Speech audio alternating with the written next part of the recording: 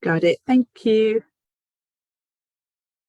Okay, so hi everyone. My name's Charlotte and I'm from Healthwatch Berry. And today we're going to be doing our Facebook Live around archive recovery services. So I've just got to go through a couple of guidelines with everybody before we get started. So number one is to be accepting. Everyone is welcome regardless of race, ethnicity, national origin, religious affiliation, sexual orientation, sex, gender identity or ability. We want to respect each other's boundaries. We don't want to be making advances or comments on appearance that might make somebody uncomfortable. We don't want to be rude and intentionally provoke, threaten or insult anybody. This sounds dramatic. I promise it doesn't actually happen. We don't want to flood the chat. So we want to keep the conversation going, but we don't want to repeatedly send the same question because then it could get lost within the comments. We don't want to self-promote. We're not here for a sales pitch, so we want to stay focused. If it's something relevant to the stream that we're doing, then brilliant. But unfortunately, if it's not, can we just leave that out and stay focused on what we're here to discuss? And we want to keep it clean. If it's shocking, obscene, vulgar or inflammatory, can we please leave that out? So today, we've got a quick overview. I'm going to go through the introduction, me, Charlotte. Then we're going to be taken over by Dan and Ross, who are going to explain what they've been doing within the community. Excuse me. And then Steph is going to take over and ask some questions and hopefully get some informative answers for us. So who are we? Very sorry. Healthwatch is your health and social care champion. So we make sure NHS leaders and other decision makers hear your voice and use your feedback to improve care. We listen to your experiences of using health and social care services to share them with those with the power to make change happen. And we can also provide you with information and advice. So the ways that we can support you is by signposting to local or online support groups, information and advice about you or your family members' healthcare. And we can listen to your experiences of using health and social care services within Berry with the intention to be able to pass that on and support. I'm just going to leave this up for a couple of seconds so anyone can pause the screen if they need be, but here is all our contact details from our phone to our WhatsApp, email and our social media handles and our website. So thank you very much for that, guys. On that note, I will pass over to the lovely Dan and Ross and thank you very much.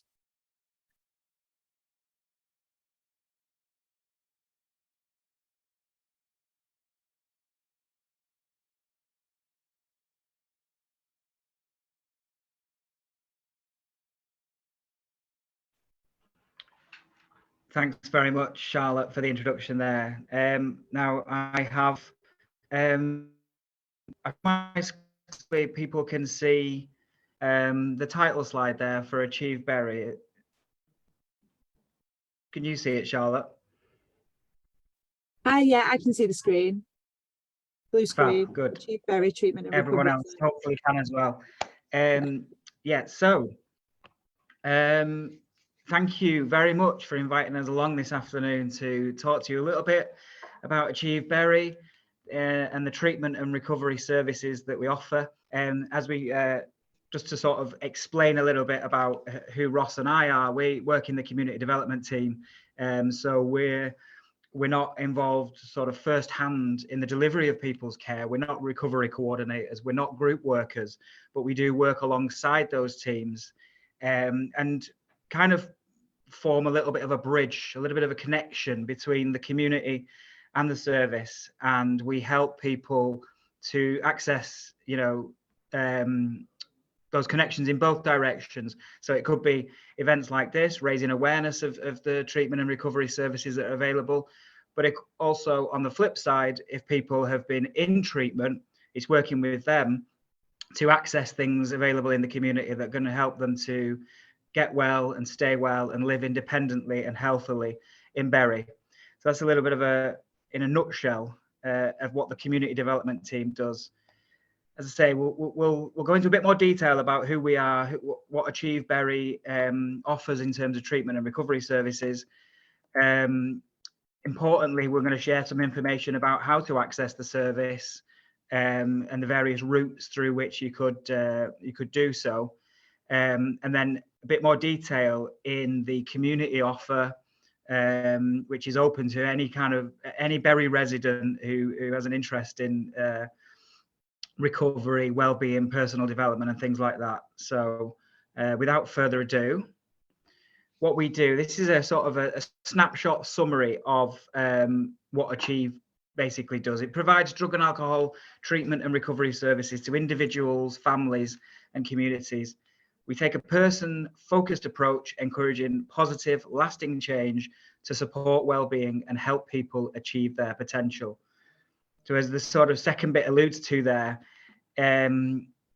we take a strengths-based approach. We take an asset-based approach to people's well-being and to the well-being of communities, identifying what strengths they personally have or collectively have, and also helping people to kind of network and interlink. So where there might be different community members or different community groups with different strengths, helping to bring those together for the greater good, really. So that these strengths are amplified and solidified, and more people can benefit from them. But in a sort of nutshell, if you like, that's what we do as an organization. Just to explain a little bit, and I won't kind of dwell too much on this, but in terms of the name Achieve, it is effectively it's the name that is given to the partnership across Bury, Bolton, Salford, and Trafford. So we work across 4 local authorities, Bury being one of them, and it's a cluster commissioning model. So basically, it's a multi-agency delivery structure and system, where the lead partner is Greater Manchester Mental Health Trust, and that's who Ross and I work for, as well as under the Achieve umbrella. This partnership approach really enables us to kind of bring in best-in-class support around people based on their specific needs.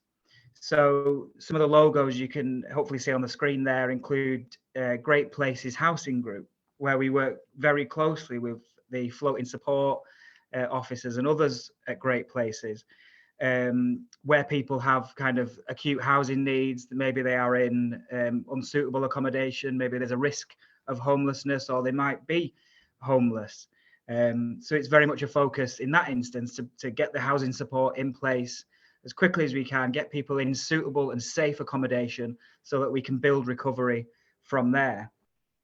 Likewise, with if it's an issue within a family, we've got Early Break as the partner who deliver the young person's drug and alcohol service in Bury, but also a program called Holding Families, which is all about basically keeping families together and working with them and supporting them through recovery from substance misuse.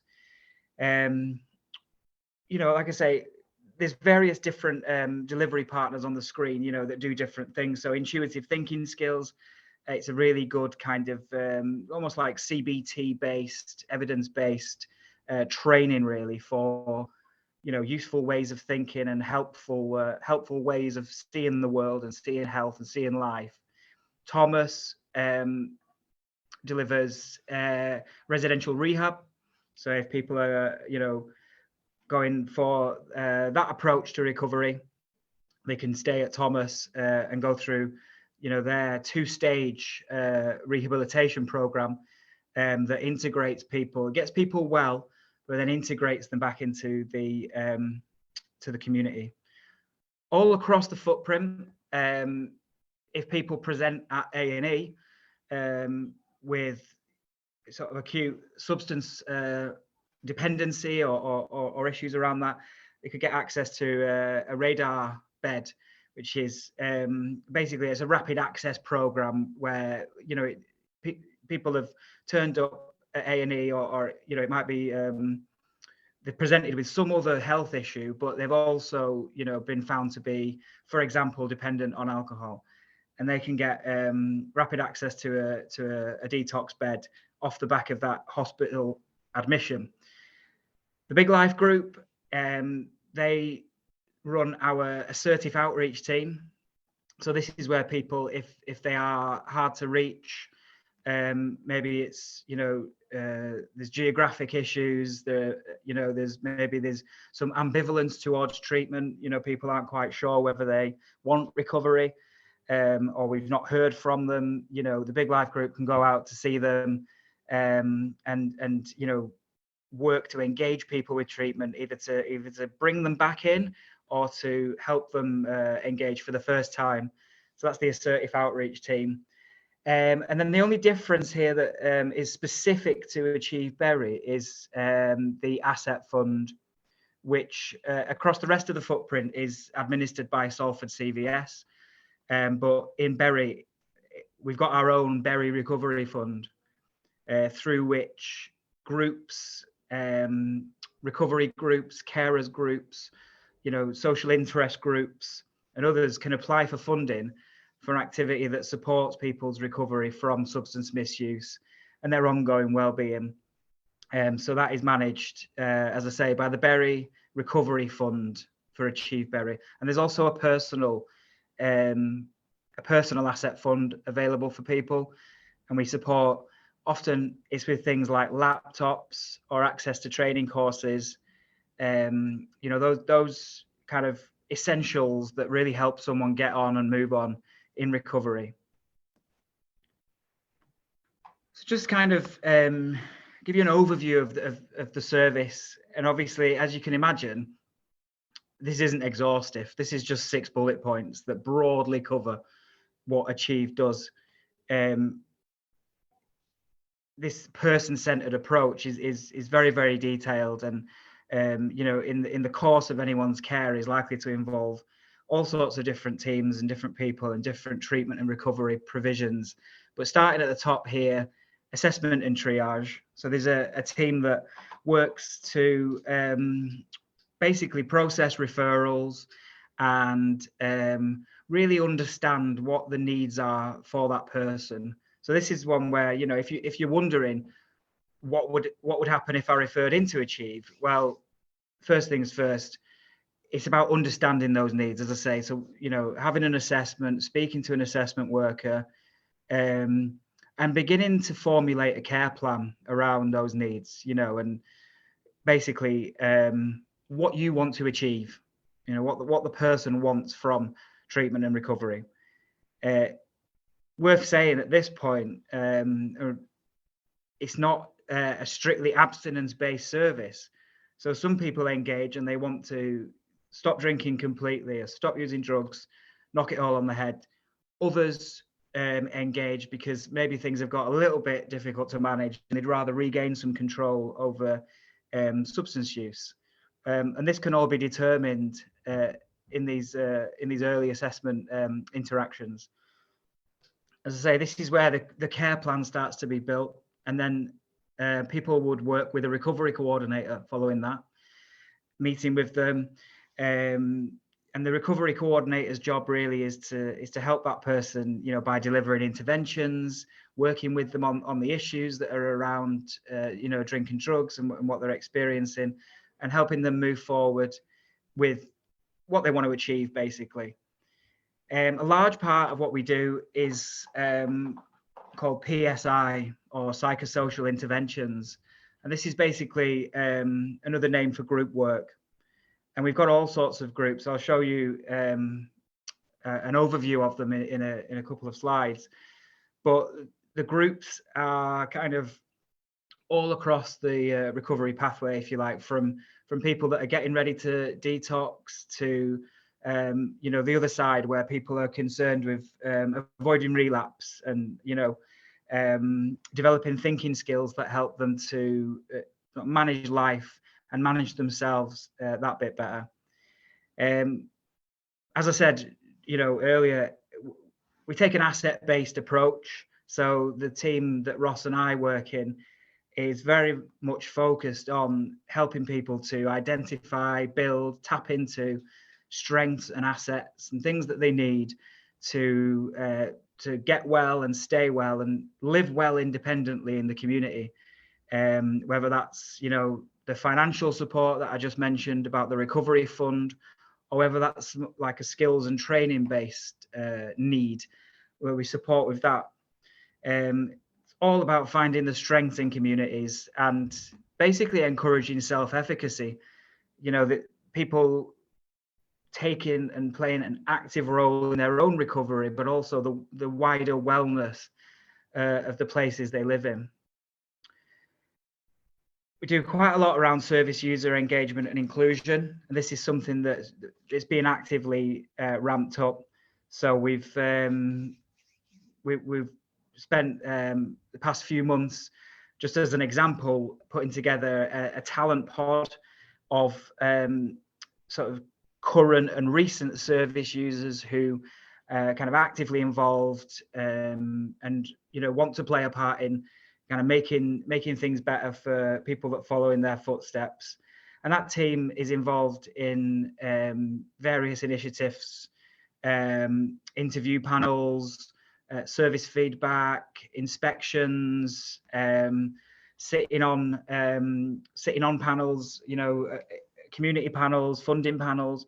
There's various different opportunities that come up as and when they're available, and those are paid opportunities as well. So people are reimbursed for the time that they invest around that. And then, of course, as well as all the sort of the intervention-based work, the psychosocial work, we've got a big clinical team where the team members, the staff there are just involved in things like helping people with their prescriptions. It could be detox medication, getting people ready for hospital admission. Big focus in the past 12 months has been on bloodborne viruses as well, and the work done to on the elimination of viruses like hepatitis C, which in Bury has been quite successful so far, to the extent where Bury is really sort of pushing ahead with the elimination of hep C and bloodborne viruses through a rigorous approach to testing and raising awareness, and basically encouraging people to access treatment, which over the past few years has become a lot easier on people, to kind of to recover from hep C, now through a short course of tablets, versus in the past, in the the interferon days, as they call them, where the treatment itself was a lot more painful, quite frankly. So people say nowadays it's easier to get through that treatment, and we're always keen to raise awareness of that message in case people are put off because of what they've heard about the past. Just give you a little bit of information about Achieve Bury, and I won't spend too much time on this one because we've got it again at the end, but we encourage people to self-refer. If they think we can help, we are here for that. People can call up, email the email address achieve.referrals@gmmh, or walk in as well. And that third one on the screen there is probably one of the bravest things that someone can do. And our approach to that is, someone will always be sort of cared for, looked after. We'll have a chat. We'll be there to reassure you. I don't want people to think that if they just turned up, they'd be sort of given a form to go away with and fill in, because actually, no, we'll be sitting down with that person and working through the referral with them, and just offering them some support in that that scary and difficult but brave moment. Just briefly, conscious of not wanting to take too much time up and leave Ross with nothing to work with, but this is the what they call the PSI timetable, group timetable. These are all referral only, but this is the sort of psychosocial stuff that I was telling you about just a few moments ago.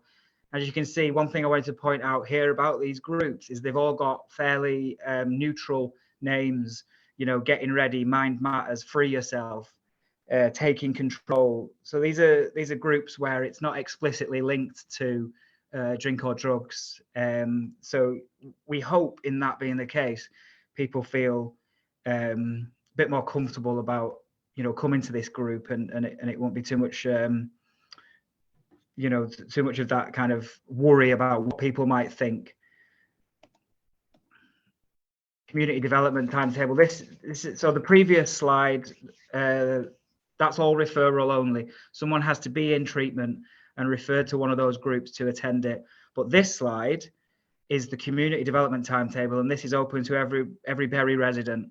So you see there on the first Monday of the month, we've got a carers and families group, which just recently launched.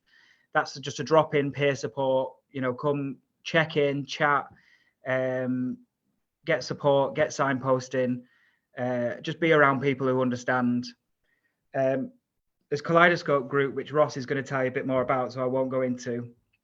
But there's an online version of that, and there's a face-to-face one. As you can see there at the bottom of the slide, all of these face-to-face offers are at Humphrey House, just over the road from Bury Market, so right in the centre of town.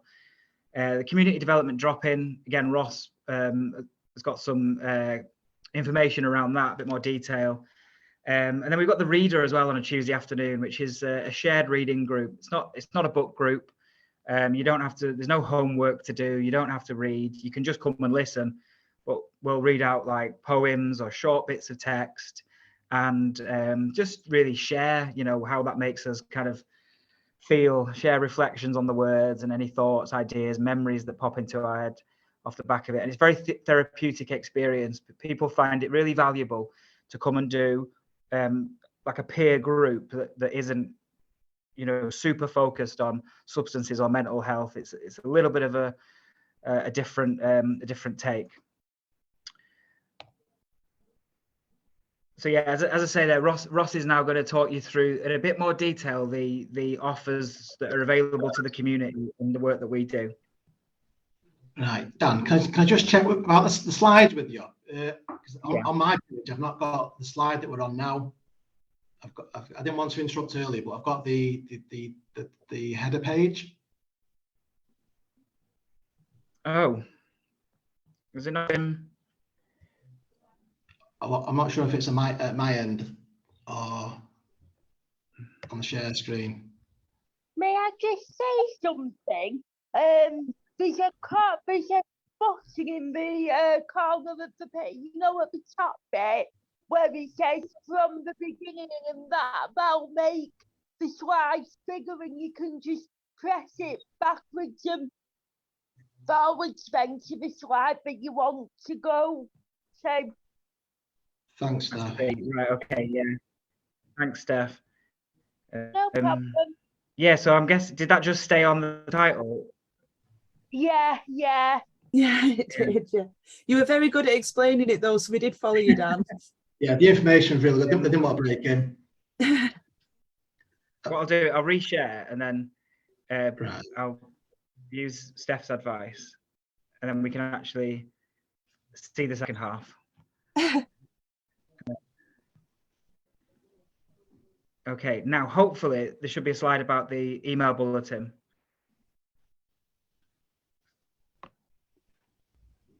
Can you see that? It's a black screen for me. Anyone else see it? No, it's still a black screen. It's all. There we go. There we go. Thank you. Yeah, no, Right. Well, following on, like I say, it was thanks for that first half. That was really informative, and the slides will be available anyway, so everyone can see that information. So as Dan was saying, him and I are specifically involved with the community development team, and one of the key aims of what we do is to communicate information from the community and what's going on out there to our colleagues, the recovery coordinators, the PSI workers, the partners that we work with, about other opportunities, whether it's employment, training, education, groups, other support provisions that people can get involved in. So we share this through our weekly email bulletin. So we send this out to our colleagues, our partners, directly to other groups within the community. And essentially, it starts with offers that might be from Greater Manchester Mental Health, Achieve, the community, or other sort of opportunities that we might think would be helpful or useful to people in their recovery, whether it is recovery from substance misuse or they're looking to develop themselves or move on basically in any direction, because we think the more opportunities that people have to do positive things with the time and with the life, it does support recovery, it aids relapse prevention, it helps people move forward with that identity, belonging, all the positive aspects like Dan was saying earlier about that self-efficacy, people taking ownership of their own responsibility, their own recovery and moving forward, but also that asset-based approach. So looking at what is available within communities, but also what we can map together, what we can sort of introduce our support to evolve, like Dan was saying earlier, through the Berry Recovery Fund. If there are gaps in what people might like to see within their community and they've got a really good idea, Dan or I or our team could look to sort of conversations about that and direct people in which way they might want to pursue that idea or that development. Okay, next we mention about Kaleidoscope. So Kaleidoscope is a recovery group, community group, basically for anybody who's in recovery or interested in recovery. It might sometimes feature relapse prevention tools for people. So someone who might have been through our structured treatment and done our psychosocial interventions, pre-detox work, post-detox work, aftercare, relapse prevention, but they're looking for something to carry on with, to kind of embed with those recovery tools such as cost-benefit analysis, looking at the cycle of change, moving on into sort of with their recovery essentially, and maintaining their well-being. Kaleidoscope covers topics like this, so it's quite a responsive group to who might turn up. Could be somebody that actually has never been involved with Achieve or looks at recovery and wants to ask a few questions about that, so we might respond to that. If people turn up and it's like we're following the general program, we also look at things that people might want to tackle once they have tackled the substance misuse and they're doing well. So we look at better sleep, nutrition, an overview of planning, beating procrastination, sort of topics like that that will help people move forward and benefit. And as I was saying, as I said already, the attendees who it's for could be people who've been through our service or actually, recently or some time ago, or people who aren't even involved with the service but are interested in their own recovery or development moving forward. It's not for people who are open, as it says there, with an active referral. They are open groups and anybody's welcome. Other topics we'll cover in there is if throughout the year our team puts a big focus on a diversity calendar. So for example, if it was Hate Crime Awareness Week, we'd focus on that, reducing stigma, supporting people to access help in their local areas. Another community development provision is the drop-in, where it's held in each area, but specifically there's one in Berry, where people can attend if they're interested in volunteering, if they're interested in volunteering with Achieve or actually other providers in the area. We have the Recovery Academy at Greater Manchester Mental Health in Prestwich, where there's a range of courses that people can attend to do with maybe lived experience courses, learning more about substance misuse or aspects of mental health and well-being, or developmental courses where people might want to access so they develop their literacy or numeracy skills. But basically we can support people if they want to pursue that, or look at education, training, employment in the local area, what incremental steps they might want to sort of look at to pursue those recovery goals that they have. Like I said, the focus for that is the community development drop-in. Welcome service users, recovery community, family members, anyone else who's been affected by someone else's substance misuse, all welcome to attend the community development drop-in at Achieve Berry, currently at Humphrey House. Practically volunteering. So I mentioned a few moments ago about volunteering with Achieve. Achieve do put on this course called Practically Volunteering, which is a course that is for people with or without lived experience of substance misuse, recovery, treatment, anything like that. So it might be for people that choose to use their lived experience, because we do put a high value on visible recovery and lived experience within the trust, within the service. Or it might be for someone that comes from a background where they haven't got any lived experience, they don't know anything much about working at a substance misuse service, but they have got an interest in moving forward with that. So we put on an 8-session course looking at boundaries, looking after ourselves, equality, diversity, the supportive relationship, facilitating groups, assertiveness, and also managing difficult situations, because we acknowledge that the transition from being a member of the recovery community or service user can be quite vast when it comes to volunteering, taking on those professional behaviours, the decisions that have to be made, whether it's volunteering in our own area or choosing to go to another area. And it's basically to support people with that development, but essentially also by the time they've completed the course, to help them decide whether they want to pursue a volunteer role with Achieve, or it might not be for them, or they want to go elsewhere and do that. But essentially, it's not a therapeutic course. It isn't an academic learning course. There's no need for self-disclosure, but it has been quite successful. And by successful, I mean by people who've engaged with it the last 2 to 3 years that it's been delivered. We're currently delivering it back face-to-face after being on Teams. People who've gone on to volunteer with us, people who then thereafter got on to secure substantive posts with our service or elsewhere. So we do promote that as an opportunity for people to kind of weigh up whether they'd like to volunteer with us and how they can progress throughout that. Carer champions. So at Achieve, we do have carer champions. Everybody who works for Achieve has a responsibility to look out for carers that might be involved with a service user or someone who's affected by anyone else's substance misuse, even if that person isn't engaging with Achieve. But within the community development team, we do sort of kind of try to have a presence at carer events. I suppose making carers know that the service is for them as well, because you know, a carer may wish or may require some support as a carer, but want or as a service user, they may want to come in for treatment themselves. But also we want to make sure that any of our community development offers are open, and that's open to carers and family members, anyone else affected by someone else's substance misuse. And as Dan, I think, mentioned earlier, we also look to share the local provision, any community provision that carers with our own staff, our own colleagues, our partners, our service users, and other community members. Dan, do you want to say any more on carers?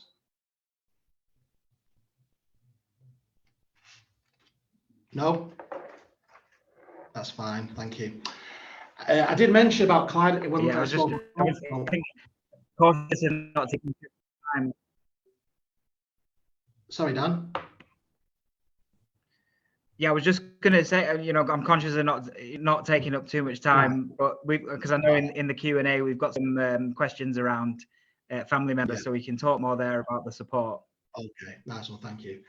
So the slide we're looking at now talks about the equality, diversity and inclusion campaigns and events that we look to support at Achieve, but we take a specific responsibility within the community development team.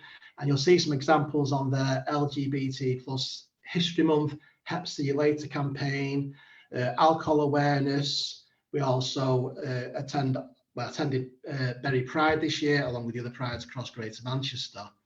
Other things that we do, FSAD awareness, Carers Week, and also International Men's Day, which has just passed, along with International Women's Day.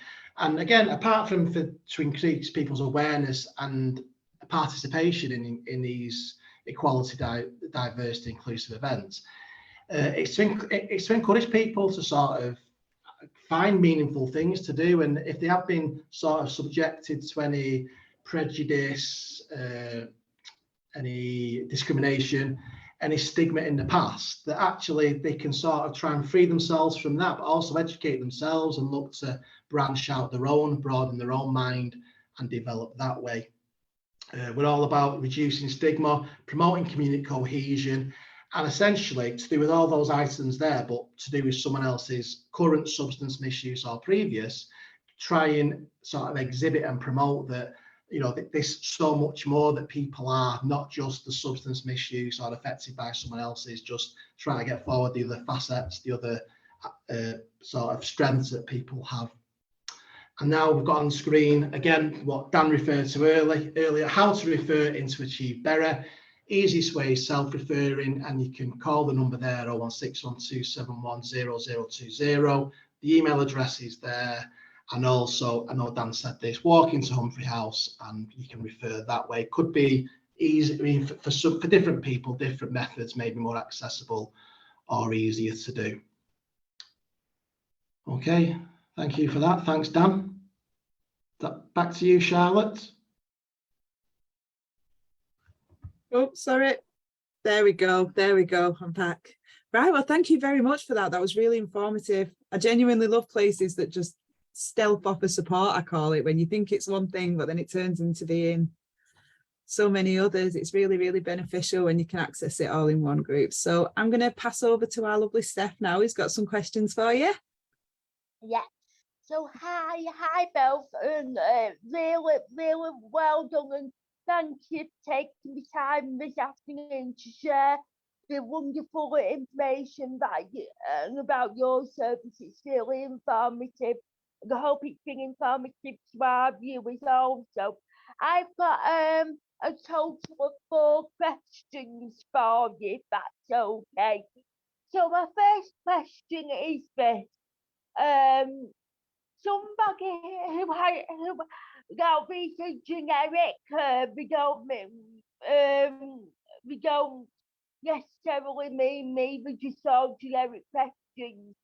So somebody has a spouse who's in denial about their drug and alcohol addiction. What help and support can I give them to encourage them to seek help?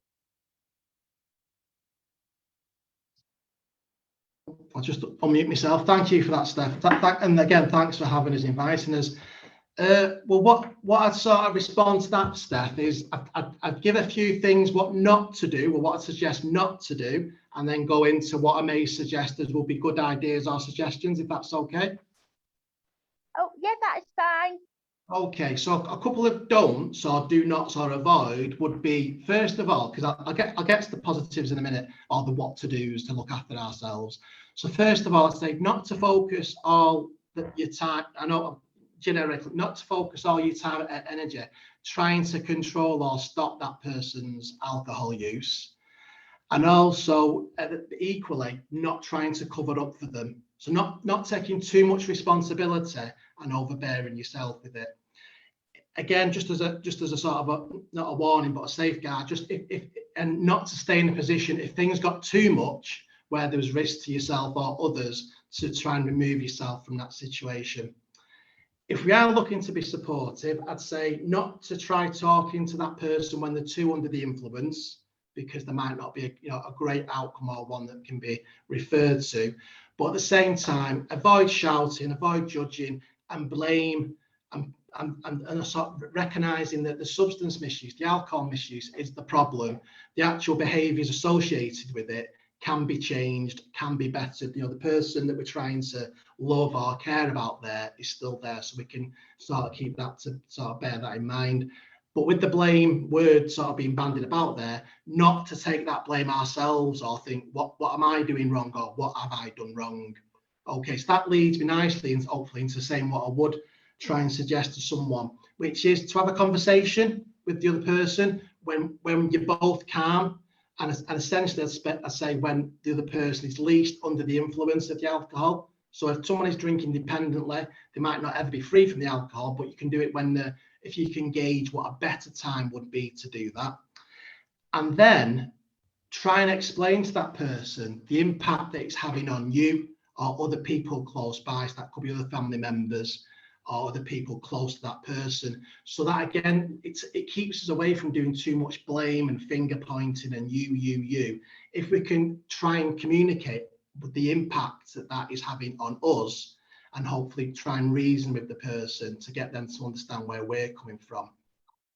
Remind them why we're having this conversation. So if it is a spouse, a partner, as you say, it is from a loving, caring standpoint, and that we do want to try and support them in recovery or well-being, whatever it might be. And then I suppose to equip ourselves, I'd always say to do some research into what support is available, what treatment and recovery services do look like in a local area, what other support groups, whether it's mutual aid, is available, and try and introduce that, suggest it to them. And then I suppose what I'd go into then really is what I kind of hoped to mention at the beginning was focus on yourself, focus on ourselves, our own mental and physical well-being, and sort of at times take time out, stick to whatever routines work for us and the rest of the family if there are other members. Don't become consumed by that other person's alcohol misuse, because prioritizing ourselves and our own well-being is paramount for us. But also, if we are going to help them at all, it won't be as effective if we have sort of sacrificed our own health and well-being in the way of that. And then definitely once we've done the research or seen what's out there, whether it's treatment and recovery services, local support that could be carers, mutual aid, seek support for ourselves as well. So even if our partner or loved one isn't willing to engage with support services or tackle their own substance misuse, we can still get support for that. I know at Achieve we do offer family intervention therapy, which is open to people whose partner or other member of the family is in service, but even if they're not, people can be referred in for that. Mutual aid that's around for people that speaking to other people in a similar circumstance can share good examples of what to do, what not to do, about maintaining good boundaries.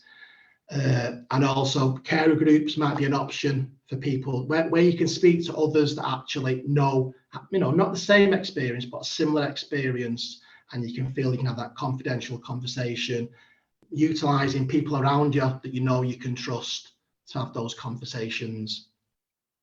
Thank you. And suppose this leads on nicely to my next question. Obviously, you mentioned in the slides about the care and family groups, and carers and families are vitally important when they're assisting people on the recovery journey.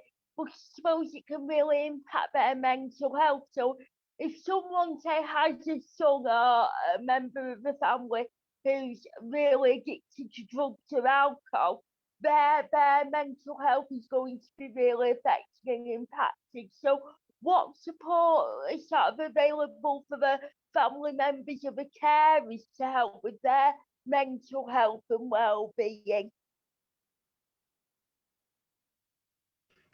Yeah, it's a great question, Steph, and thank you for asking it, because it gives us a chance to highlight really important element of our service, which is the support that we offer for family members and carers, people who are affected by a loved one's, in this example, their son.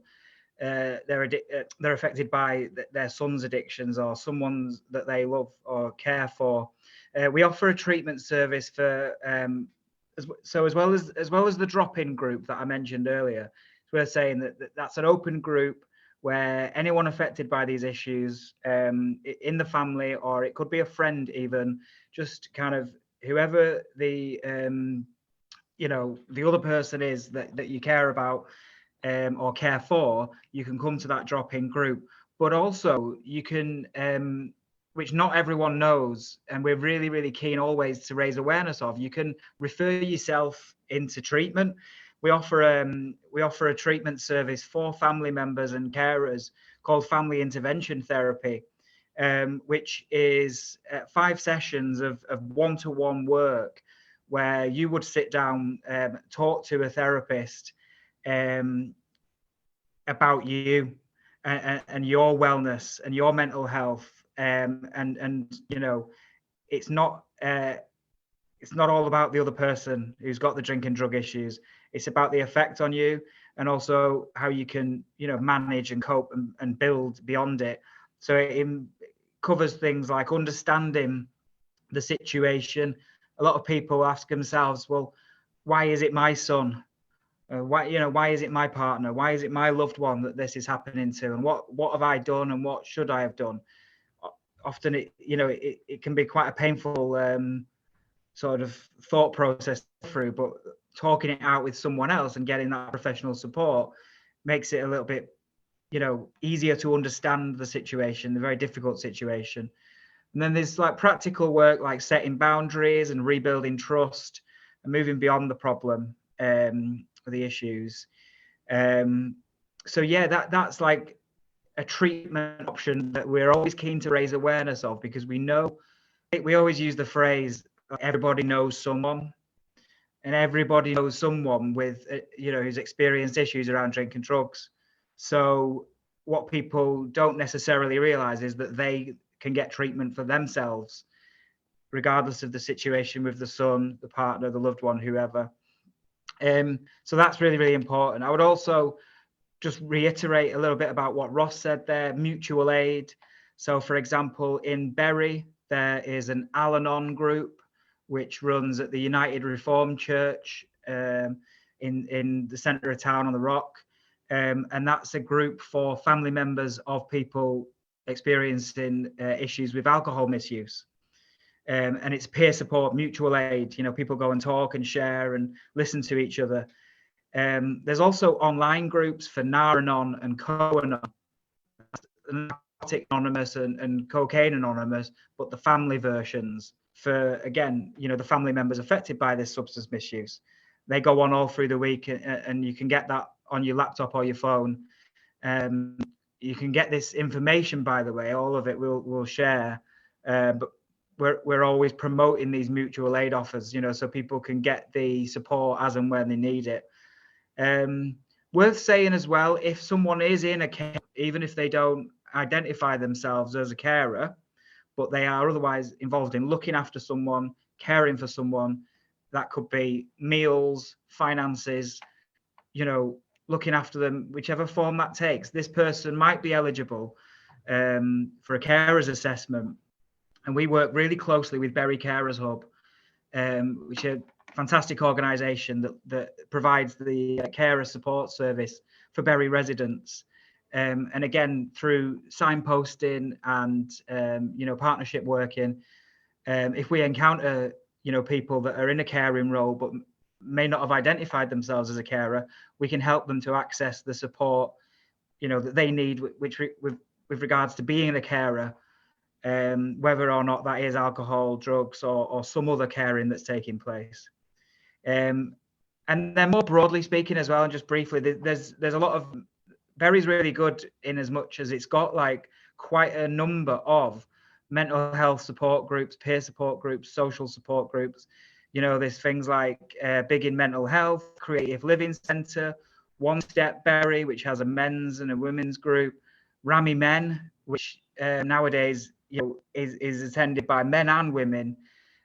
All these places offer like social support, group activities, just that bit of respite and something else to do in what might otherwise be a difficult week. So again, we help people to access, those offers as well. Yeah, and 2 more questions to go. What support is available to somebody once their rehab program has been completed?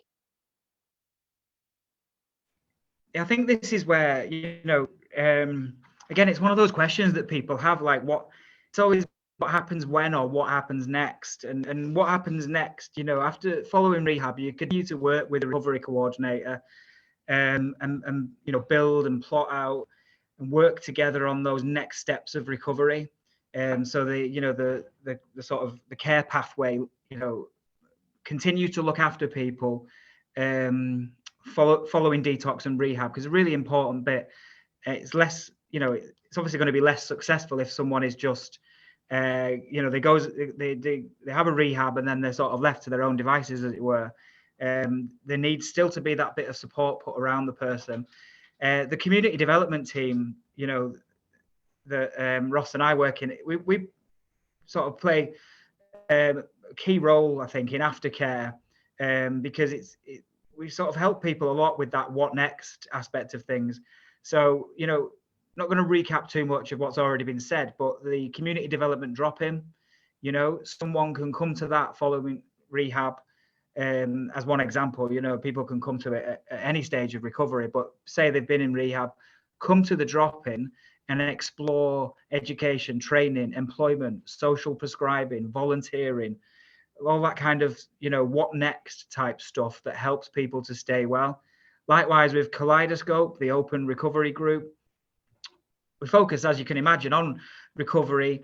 We've got some, you know, work that we do in that group around relapse prevention, but we don't focus exclusively on relapse prevention because recovery is obviously about so much. So personal development and useful ways of thinking.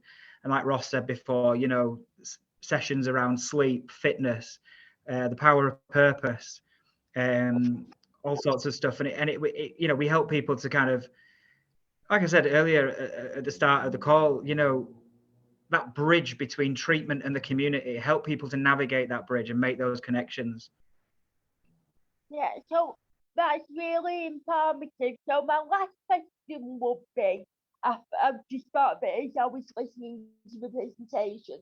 We know that like mental health services are like under pressure, and the Achieve Recovery services will be classed as a mental health service because of what you're dealing with. So like with many mental health services, they're under a lot of pressure, and I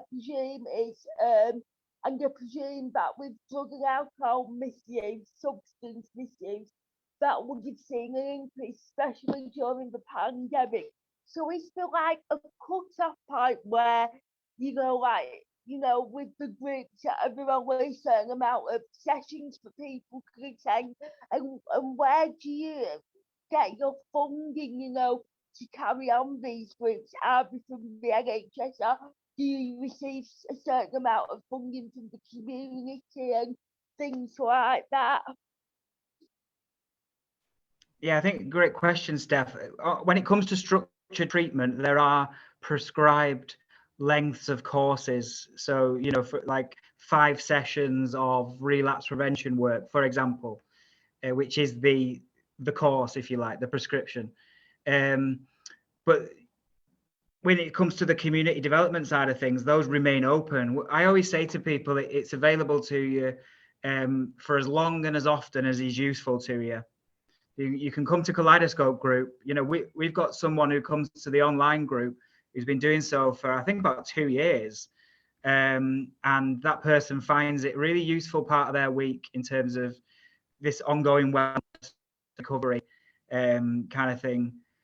Like with a lot of services, we're commissioned by the local authority, which is, you know, the source of the funding, and we don't, to my mind, receive community funding. In fact, like I was saying, we're more likely to be funding things in the community, like the recovery groups and the walks and the football club, you know, these little bits of activity that people apply for funding for. But yeah, that's a really good question. You know, people can come to the community groups for as long and as often as works for them. Okay, well, that's all my questions for today, and that thanks for like giving them in great detail. Sorry, can I just ask a question of you both? So addiction's obviously incredibly complicated and people live very complicated lives. And I met a gentleman a couple of years ago who genuinely wasn't seeking help for his addiction problems because he was in a professional position and he was concerned about the stigma within his medical records affecting his employment. So what advice would you give around that? I'm sorry that just popped in my head, but I thought that's obviously, there's a lot of functioning dependencies that are occurring throughout society at the moment, which obviously has its own barriers because then you don't believe there is a problem. But if that was something that was concerning somebody, what advice would you give them around that? Well, we do sort of acknowledge what you're saying there as like almost like a hard to reach group or an underrepresented group of people who might think that service isn't for us, or the stigma that might be associated with walking into a drug and alcohol service or someone else knowing about that. But we are a confidential service, and I suppose it's the fact that no matter which walk of life people come from, and how it might affect them differently. Like you say, there could be, you know, people that do manage to maintain and function through the career and through a certain job. but actually do want to seek out that support. So I suppose essentially that, you know, we are confidential. We would look if there's somebody wanted to say have an appointment in the evening because they couldn't make a daytime appointment. There are later evening appointments people could attend, and then I suppose depending on personal circumstances, it would be looked at how the service could best support that person moving forward. Brilliant, thank you. I think it's just that reassurance that it is confidential and that it doesn't go any further is probably paramount to those at that point, isn't it? So yeah, I mean, anybody that did come into the service would be the confidentiality agreement would be shared with that person, so they could, you know, understand that. And when, you know, obviously like other services, when confidentiality would have to be, you know, shared for personal reasons that would be exempt, but essentially confidential service. beautiful. Well, I just wanted to thank you very much for your time today. It's been really informative. Really enjoyed hearing about everything that you've been doing. So thank you very much for your time and for letting us know and for putting the effort into your presentation. It's much appreciated. Yeah, sorry about the technical hiccup with the slides, but thanks again for inviting us. I hope it was interesting and useful for people. Absolutely. I mean, I think you styled it, Dan, to be totally honest. Even without the slides, you managed to let us know what was happening. So that's really good. Thank you. We appreciate your time and we will see you later. Thank you very much. Bye. Thanks a lot. Bye. Thank you.